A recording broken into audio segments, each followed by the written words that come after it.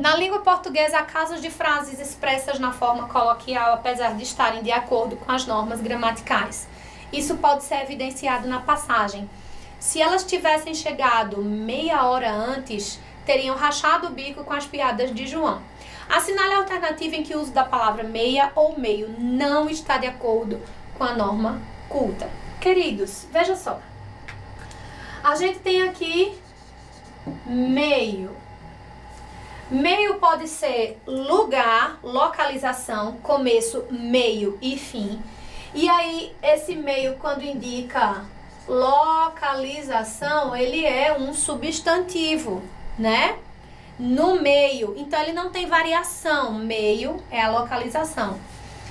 Quando eu digo assim, o meio, agora sim, ele vai se expressa... Nesse caso aqui ele vai ser substantivo mesmo. O meio, o começo, o fim. Sempre que tem um artigo antes, é porque a palavra seguinte é substantivo, certo? O meio também pode ser um advérbio de intensidade. Eu estou meio triste, né?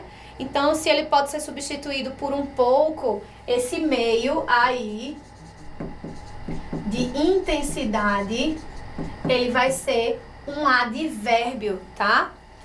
E se indicar metade de algo, ele é aí um adjetivo, meio, meia xícara, meio copo, tá? Então, tá caracterizando o substantivo.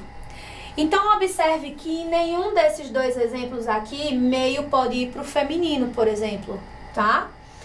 E quando vai falar aí de metade, aí sim ele vai funcionar como ele vai flexionar, aliás, no feminino ou no masculino.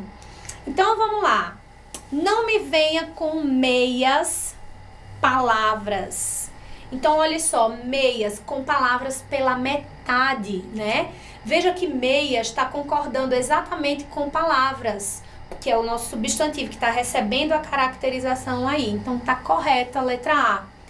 É meio-dia e meia. Meio-dia é uma hora, né? Tá lá, 12 horas, meio-dia.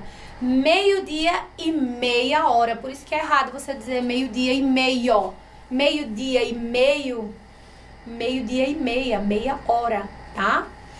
Eu estou meia cansada. Eu posso substituir esse meia por um pouco? Se eu posso, eu já sei que isso é um advérbio e advérbio é invariável.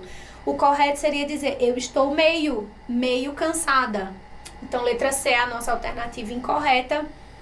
Recebeu-me com palavras meio ríspidas, um pouco ríspidas. Veja que dá para substituir sem prejuízo algum de sentido. Meio tá perfeitamente aplicada. É um advérbio de intensidade e não pode ser flexionado, tá? A letra C é a nossa alternativa correta.